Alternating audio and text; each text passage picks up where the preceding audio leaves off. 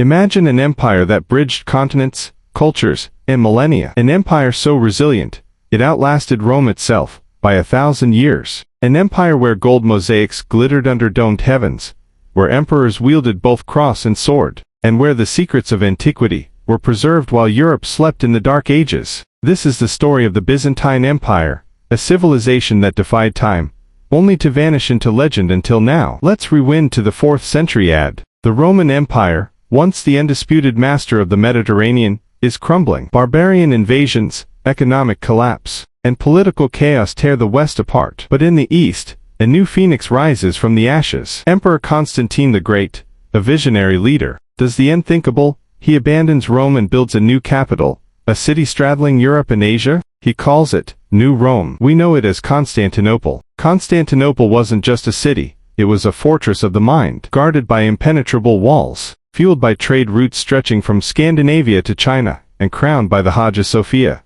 a cathedral so grand, visitors claimed its dome hung by a golden chain from heaven. Here, the Eastern Roman Empire evolved into something new, the Byzantine Empire, a hybrid of Roman law, Greek philosophy, and Christian fervor. But survival wouldn't come easy. Enter Justinian I, the emperor who dared to dream of restoring Rome's glory. With his fiery partner, Empress Theodora, a former actress turned political genius, Justinian launched a blitz of ambition. His general, Belisarius, reconquered lost territories, North Africa, Italy, even parts of Spain. But Justinian's true legacy, law, his Corpus Juris Civilis, became the foundation of modern legal systems. Yet, his reign also harbored darkness. In 542 AD, disaster struck. The plague of Justinian, a pandemic deadlier than the Black Death, ravaged Constantinople. Half the city perished. The empire teetered. Justinian survived, but his dreams of reuniting Rome died with the victims. Byzantium would now face a new threat,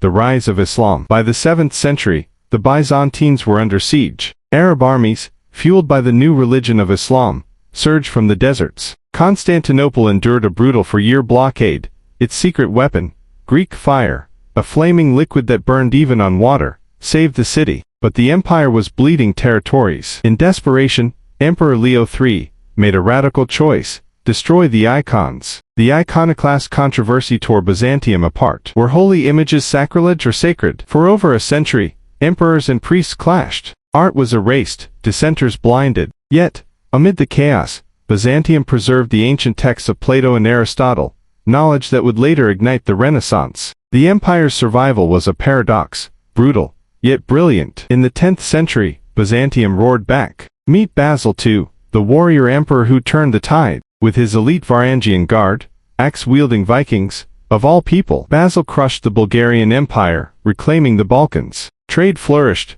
art dazzled, and Constantinople became the medieval world's wealthiest city. But golden ages never last. In 1071, disaster struck again. At the Battle of Manzikert, the Seljuk Turks annihilated the Byzantine army. Emperor Romanos IV was captured. The heartland of Anatolia, the empire's breadbasket, was lost. Desperate, Byzantium sent a cry for help to the west. The response: the Crusades, a holy war that would save Byzantium before destroying it. The Crusades began as salvation but ended in betrayal. In 1204, Christian knights turned on Constantinople, looting its treasures, burning its libraries. The empire fractured. Yet, like a phoenix, it rose one last time, only to face the Ottoman cannons of 1453. But that's a story for another chapter.